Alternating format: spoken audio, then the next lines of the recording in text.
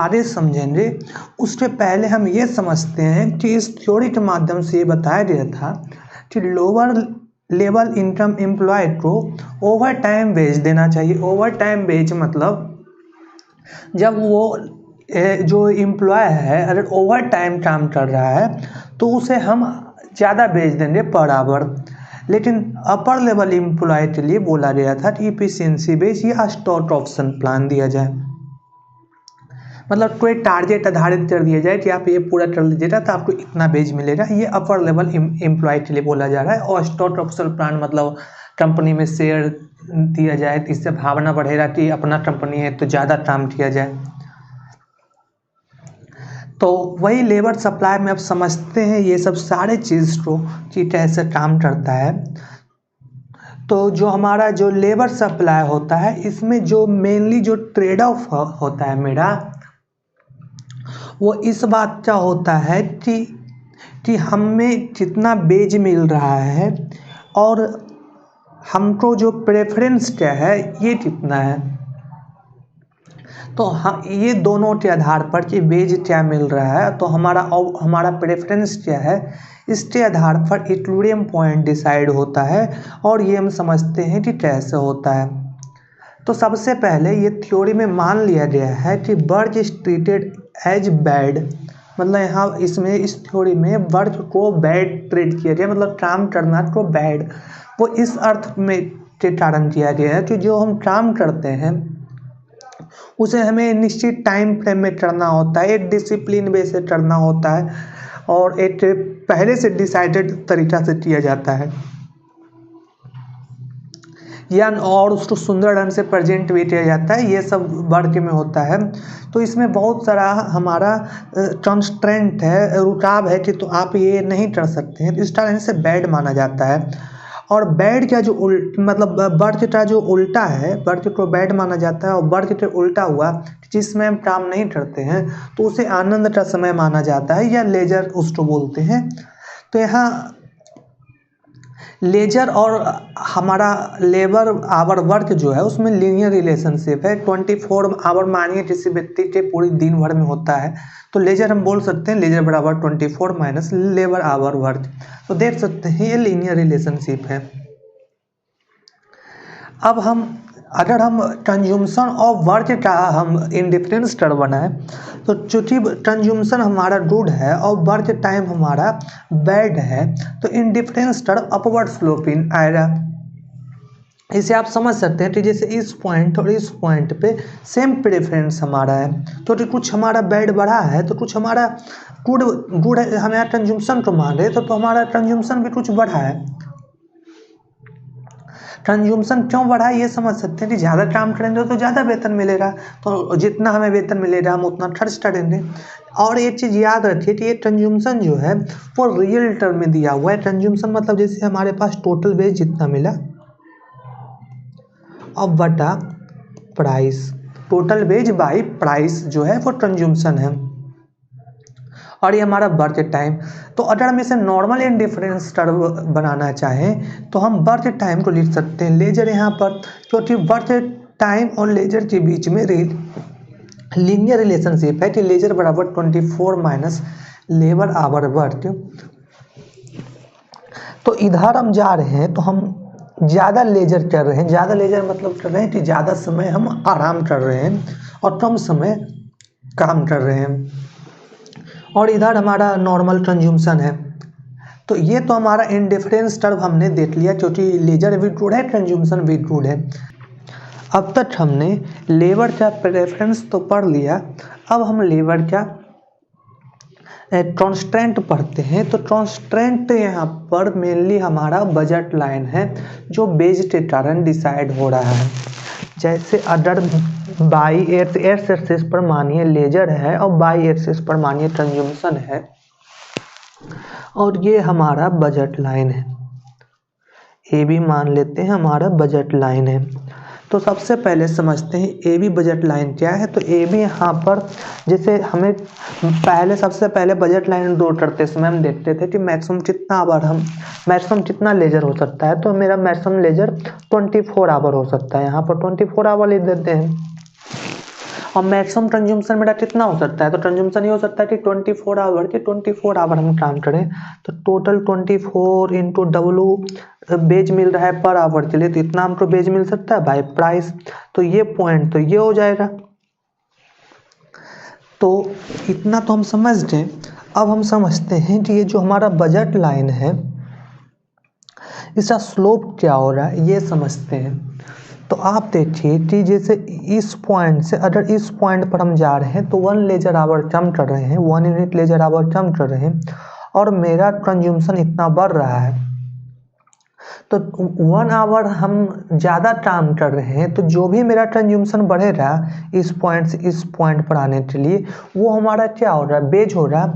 तो यहाँ पर वेज और बाय 1 आवर, तो टोटल हमारा क्या निकला, ये हमारा ये जो स्लोप है, स्लोप क्या होता है, चेंज इन कंज्यूमशन हो रहा है। तो चेंज इन कंज्यूमशन तो इस पॉइंट से इस पॉइंट से इस पॉइंट पर इतना है, और 1 आवर ज़्यादा काम कर रहे हैं तो चेंज इन लेजर मेरा क्या वो 1 यूनिट। तो ये हमारा क्या बता रहा है, ये हमारा ये कंज्यूमशन चेंज इन डब्ल्यू के बराबर हुआ है, मतलब बेज के बराबर, और बाय 1 आवर बराबर क्या हो रहा है, बेज हो रहा है। यहाँ पर वेज है, वो यहाँ पर बेज जो है वो रियल टर्म है, एक बात याद रखिएगा। जैसे यहाँ पर जो डब्ल्यू भी हम लिख रहे हैं चेंज इन कंज्यूमशन, वो कुछ इस तरह हो रहा है, W into 1 by P by 1। तो यहाँ पर आंसर आ जाएगा वेज बाई प्राइस। तो ये हमारा जो स्लोप है वो रियल टर्म में बेज है। तो ये स्लोप कोई बोलेगा वो क्या है, रियल टर्म में बेज। अगर हम मानिए हम बेज को बढ़ा देते हैं तो ये हमारा स्लोप बढ़ जाएगा, लेकिन लेजर का जो एक्स एक्सिस पर जो इंटरसेप्ट है वो नहीं बढ़ेगा, क्योंकि हम मैक्सिमम 24 आवर काम कर सकते हैं। तो कुछ इस तरह होगा। उसी तरह अगर बेज और बढ़ जाता है तो कुछ इस तरह हो रहा है, स्लोप चेंज हो रहा है, मतलब जो स्लोप है वो बेज है। अब हम वापस से समझते हैं। अगर हम दोनों इंडिफरेंस जो मैप है वो यहीं पर हम ला देते हैं, इसी पर ला देते हैं, तो क्या हो रहा है, हमारा इक्विलिब्रियम किस पॉइंट पर हो रहा है। तो इक्विलिब्रियम किस पॉइंट पर हो रहा है वो समझते हैं, जानते हैं। जिसे मान लेते हैं हमारा इक्विलिब्रियम इस पॉइंट पर आ रहा है। सबसे पहले रिज्यूम कर लेते हैं, हमारा इक्विलिब्रियम इस पॉइंट पर आ रहा है। तो इक्विलिब्रियम जिस पॉइंट पर आएगा उतना ही मतलब जो लेबर है वो काम करेगा, क्योंकि सब चाहता है ऑप्टिमाइजेशन करना अपना प्रेफरेंस का। तो लेबर इतना आवर हम जैसे इतना लेजर है, तो जैसे मान लीजिए ये मानिए 12 आवर हुआ, मानिए 12 आवर नहीं 12 आवर हुआ मान लीजिए, तो टोटल वो 12 आवर काम कर रहा है और 24 माइनस 12 कर देंगे तो ये बताएगा वो मतलब 12 आवर लेजर है तो 24 माइनस 12 बराबर मेरा बर्च आवर हो गया। तो इतना बर्च आवर होता है और इतना हमारा लेजर आवर होता है। तो इससे हमें पता चल गया कि यहाँ पर हो रहा मेरा इक्विलिब्रियम पोजीशन।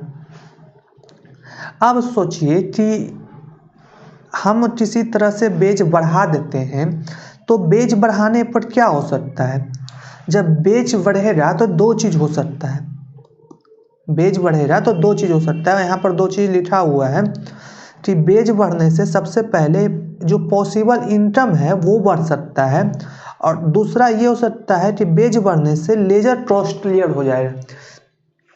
जैसे मानिए पर आवर बेज हमारा बढ़ा, तो बढ़ा बेज आवर बढ़ा तो पॉसिबल इनकम मेरा बढ़ गया है, एकदम साफ साफ पॉसिबल इनकम मेरा बढ़ गया है। और दूसरा ये है कि जैसे 1 आवर के लिए अगर हम 8 आवर और लेजर चाहते हैं, 8 आवर हम लेजर और चाहते हैं, तो हमें 1 आवर के लिए जो बेज मिलने वाला था तो वो हमें छोड़ना पड़ेगा। तो मतलब अपॉर्चुनिटी कॉस्ट जो है वो लेजर का हमारा बढ़ रहा है। तो जब भी किसी चीज़ का कॉस्ट बढ़ता है, तो अगर हम लेबर को कंज्यूमर के रूप में देखें और लेजर को गुड के रूप में देखें, हम देखें कि ये जो लेजर गुड्स जो है हमारा उसका प्राइस बढ़ गया है, तो हम उसकी कम यूनिट खरीदेंगे। तो देख सकते हैं कि बेज बढ़ने से लेजर जो है वो ट्रॉस्लियर हो जाता है।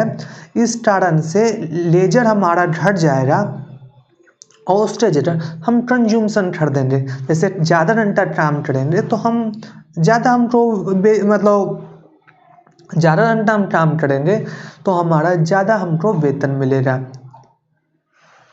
तो यहाँ पर देख सकते लिखा हुआ है बेज बढ़ने से लेजर ट्रॉस्लियर हो जाता है, इससे कंज्यूमशन बढ़ जाएगा और लेजर घट जाएगा। इसे हम बोलते हैं सब्स्टिट्यूशन इफेक्ट, क्योंकि ये सिर्फ और सिर्फ जो बेज चेंज हो रहा है, ये मतलब जो बेज चेंज हो रहा है मतलब यहाँ पर मान कर चल रहे हैं कि हमारे पास जो सेटिस्फैक्शन के टर्म में जो हमारा रियल इनकम है वो कांस्टेंट है। अब मान लेते हैं कि बेज बढ़ने से हमारा इनकम पॉसिबल इनकम है वो बढ़ जाता है। तो जब भी पॉसिबल इनकम बढ़ जाए और कंज्यूमशन और लेजर हम देख रहे मान कर चलते हैं ये नॉर्मल गुड है। कि नॉर्मल गुड मतलब इनकम हमारा जब बढ़ता है तो कंज्यूमशन भी बढ़ता है और लेजर भी बढ़ता है, ये नॉर्मल गुड्स होता है। तो जब नॉर्मल गुड्स हो रहा है तो इनकम इफेक्ट के कारण कंज्यूमशन और लेजर दोनों बढ़ेंगे। तो ये समझ सकते हैं कि जैसे ग्राफ से हम इसे देखें तो यहाँ से देख सकते हैं ये यहाँ पर मान लीजिए हमारा लेजर है और ये यहाँ पर कंज्यूमशन है। तो एक बजट लाइन हमारा ये हुआ, दूसरी बजट लाइन हमारा ये हुआ। तो अब समझिए कि जैसे इंडिफरेंस टर्म हमारा इनिशियल में मान लीजिए यहाँ पर हमारा इक्विलिब्रियम है, इवन इक्विलिब्रियम यहाँ पर है। जब हमारा बेज बढ़ जाता है तो बजट लाइन अब हमारा जैसे ये शुरुआत में बजट लाइन हमारा ए बी है तो अब मेरा ए बी डैश हो जाता है बजट लाइन। तो यहाँ पर दो प्रभाव हो रहा, पहला प्रभाव हो रहा इनकम का। तो जब इनकम बढ़ेगा तो इनकम जब बढ़ेगा तो जैसे इनकम बढ़ेगा तो हमारा लेजर भी बढ़ेगा और कंज्यूमशन भी बढ़ेगा। तो मानिए हम किसी इस पोजीशन पर आ जाते हैं, E2 हमारा इस पोजीशन पर आ जाता है इक्विलिब्रियम। ये सिर्फ इनकम इफेक्ट हम दिखा रहे हैं, लेकिन इनकम इफेक्ट के साथ हमारा सब्स्टिट्यूशन हो रहा है। सब्स्टिट्यूशन बोलता है कि लेजर हमारा चूंकि कॉस्टलियर हो रहा है, लेजर हमारा कॉस्टलियर हो रहा है तो हम लेजर को कम कर देंगे और उससे ज़रा कंज्यूमशन हमारा ज़्यादा कर देंगे। तो जब हम कंज्यूमशन ज़्यादा खरीदते हैं मतलब लेजर कम करते हैं तो देख सकते हैं E3 पॉइंट पर आ रहे हैं तो हम लेजर कम कर रहे हैं। देख सकते हैं आप E3 पॉइंट पर आ रहे हैं तो लेजर हम कम कर रहे हैं और कंज्यूमशन बढ़ा रहे हैं। तो शुरुआत में मेरा इक्विलिब्रियम X1 पॉइंट पर था, सिर्फ इनकम इफेक्ट के कारण मेरा इक्विलिब्रियम S2 पॉइंट पर गया। सब्स्टिट्यूशन इफेक्ट जब साथ में करते हैं तो नेट मेरा इक्विलिब्रियम S2 पॉइंट पर आ रहा है और S3 पॉइंट पर आ रहा है। तो हमारा इक्विलिब्रियम हम यहाँ पर देख सकते हैं बेज बढ़ने के साथ मेरा लेजर बढ़ा है और कंज्यूमशन दोनों बढ़ा है। लेकिन हमेशा ऐसा नहीं हो रहा। मान लीजिए हमारा सब्स्टिट्यूशन इफेक्ट के कारण, मान लीजिए हमारा सब्स्टिट्यूशन इफेक्ट इनकम इफेक्ट पर डोमिनेट कर जाता है। मतलब डोमिनेट मतलब कि जैसे इनकम इफेक्ट के कारण हमारा E1 से E2 पर हम गए हैं, E1 से E2 पॉइंट तक मतलब जैसे इनकम इफेक्ट के कारण कंज्यूमशन भी बढ़ा है और लेजर भी बढ़ा है तो E2 पॉइंट पर आए हैं। लेकिन सब्स्टिट्यूशन इफेक्ट के कारण चूँकि लेजर हमारा कॉस्टलियर हो गया है, लेजर हमारा चूँकि कॉस्टलियर हो गया है तो सब्स्टिट्यूशन इफेक्ट के कारण ये हो सकता है कि हम लेजर को कुछ ज़्यादा ही मतलब कम कर दें। तो जब इनकम इफेक्ट को डोमिनेट कर जाए लेजर तो जो E3 जो हम बोल रहे थे इस पॉइंट पर हो सकता है E3 इस पॉइंट पर हो, E3 इस पॉइंट पर हो तो हम देख सकते हैं हमारा X3 जो है वो X1 से कम हो रहा है। तो नेट इफेक्ट जो हम देख रहे हैं कि बेज बढ़ने से हम लेजर को टर्म कर रहे हैं। तो एक सिचुएशन में हम देख रहे हैं कि लेजर हमारा कम हो रहा है, वेज बढ़ने से हमारा लेजर कम हो रहा है, जैसा कंपनी चाहता है कि जो उसका एम्प्लॉय है लेजर कम करे, ज़्यादा काम करे। लेकिन हम ये भी देख रहे हैं कि ऐसा भी सिचुएशन होता है कि जैसे हम ये भी देख सकते हैं कि ऐसा भी सिचुएशन होता है जब वो सब्स्टिट्यूशन इफेक्ट कम रहता है इनकम इफेक्ट की अपेक्षा, मतलब सब्स्टिट्यूशन इफेक्ट कम रहे, तो यहाँ पर हम देख रहे हैं कि बेज बढ़ने से हमारा लेजर बढ़ रहा है S1 से S3 पर जा रहा है। तो इसे हम अगर S3 पर जा रहा है मतलब लेबर कम हो रहा है, अगर हम इसे टेबल से समझने की कोशिश करें तो इस तरह से देख सकते हैं कि इनकम इफेक्ट के कारण इनकम इफेक्ट बढ़े तो कंजम्पशन में मेरा कंजम्पशन भी हमारा नॉर्मल रूट है और लेजर भी नॉर्मल रूट है, तो दोनों मोड हो रहा, मतलब कंजम्पशन भी मोड करेंगे और लेजर भी मोड करेंगे।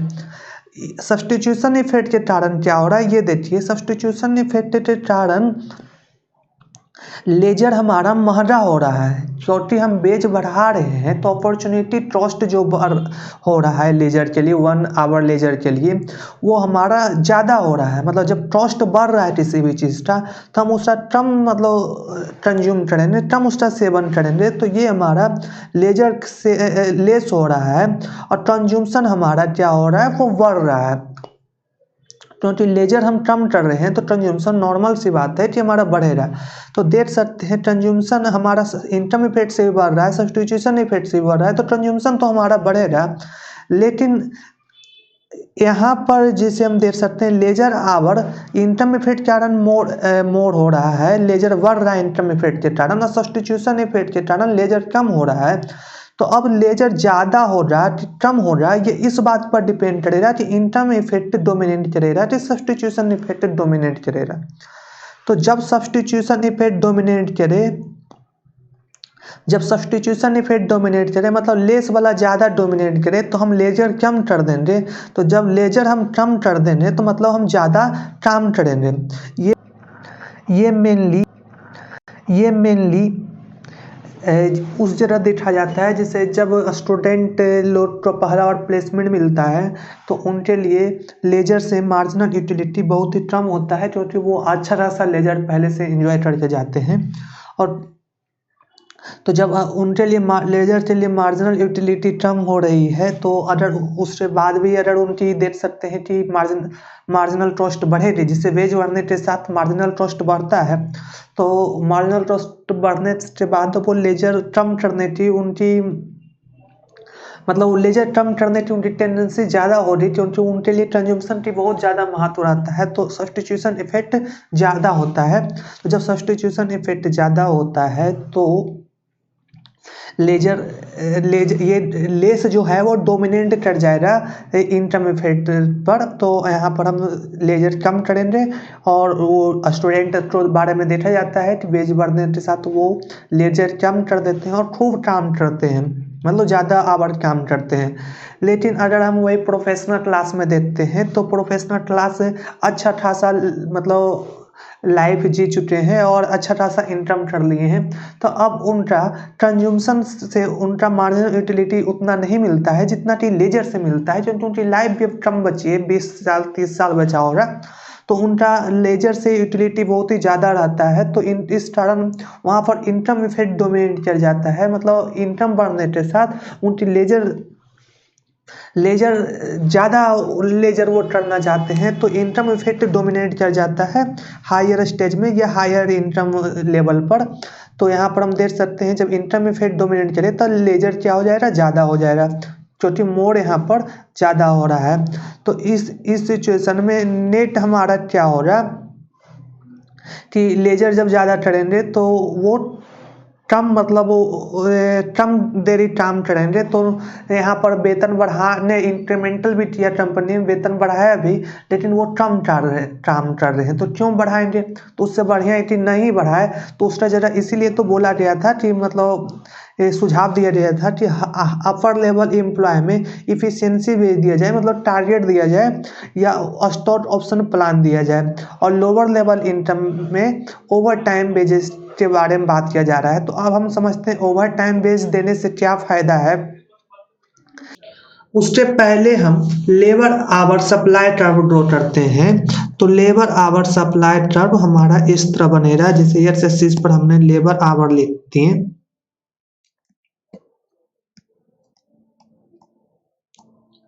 और बाई एक्सिस पर हमारा रियल वेज के बीच में हम ग्राफ बनाए।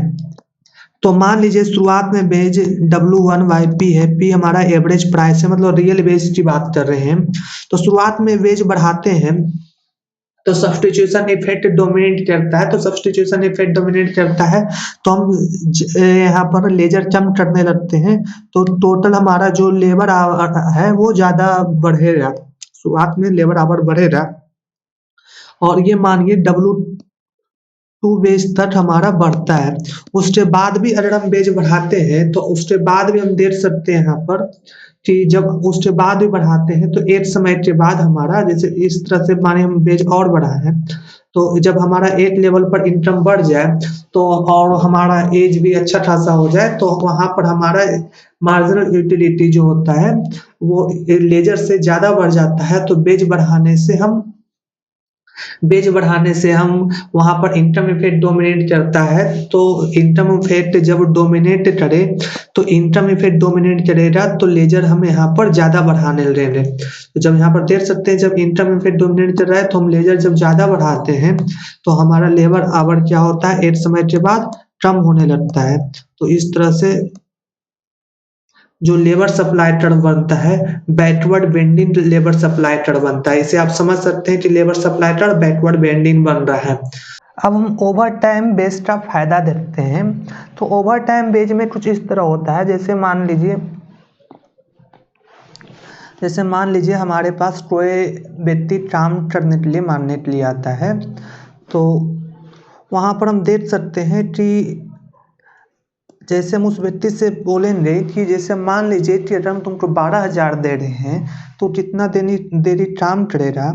तो जैसे मान लीजिए यहाँ पर वो बोलेगा कि हम 12,000 रुपये आप देते हैं तो हम आपके पास 7 आवर काम करेंगे पर दिन। तो बजट लाइन कुछ इस तरह हो रहा है, जैसे ए है और बी है और मान लीजिए वह उसका इस पॉइंट पर मान लीजिए इक्विलिब्रियम पॉइंट है, ये हमारा जैसे E1 है और ये हमारा मान लेते हैं L1 है, तो हमारा L1 जो है वो 7 आवर है। ये इक्विलिब्रियम पॉइंट है, वो 7 आवर काम करना चाहता है। लेकिन हम उससे बोलते हैं कि अगर तुम 7 आवर से जिस दिन भी ज़्यादा काम करता है तो तुमको पर आवर हम तुमको जैसे हम अब तक दे रहे थे, जैसे 7 आवर हम दे रहे थे, 7 आवर नहीं मान लेते हैं 6 आवर, तो 6 आवर के लिए हम उसको दे रहे थे पर मंथ हम 12,000 दे रहे थे। तब बोलते हैं कि अगर तुम 1 आवर एक्स्ट्रा काम करता है, मतलब जिस दिन तुम 1 आवर एक्स्ट्रा काम करेगा तो उसमें हम इस तरह से देंगे, जैसे हम बोल रहे हैं कि अब 3,000 रुपये पर आवर हम एक्स्ट्रा बढ़ाएंगे। ये बात हम कर रहे थे, अगर तुम 8 घंटा काम करेगा तो तुमको हम 1 आवर एक्स्ट्रा का हम 7 आवर काम करके चल रहा तो हम उस 12,000 के लेवल में कैलकुलेट करेंगे। लेकिन 1 आवर तुम ज़्यादा काम करता है तो 3,000 पर आवर के अनुसार से मंथ में हम देंगे। तो यहाँ पर से आप देख सकते हैं कि इनकम के कारण जो हमारा लग रहा था कि कंज्यूमशन भी बढ़ेगा और लेजर भी बढ़ेगा, उसकी पॉसिबिलिटी ही हमने हटा दी है। अब जो हमारा अब हमारा जो बजट लाइन है वो सीधा सीधी कुछ इस तरह बनेगा। स्लोप हमारा देख सकते हैं यहाँ पर किंटेड हो गया है, किंटेड मतलब मुड़ गया है, यहाँ पर डायरेक्ट यहाँ पर हमारा मुड़ गया है। कंटिन्यूटी तो है लेकिन मतलब डिफरेंशियबिलिटी जो ग्राफ का है वो बदल गया है, मतलब डिफरेंशियल अब ग्राफ नहीं रहा है। तो यहाँ पर ये टिंटेड हो गया है, यहाँ पर देख सकते हैं। अब हमारा ये जो बजट लाइन है वो इस तरह कुछ है। हमारा बजट लाइन अब इस तरह ना जाकर इस तरह हो गया है, इस तरह से हमारा बजट लाइन है।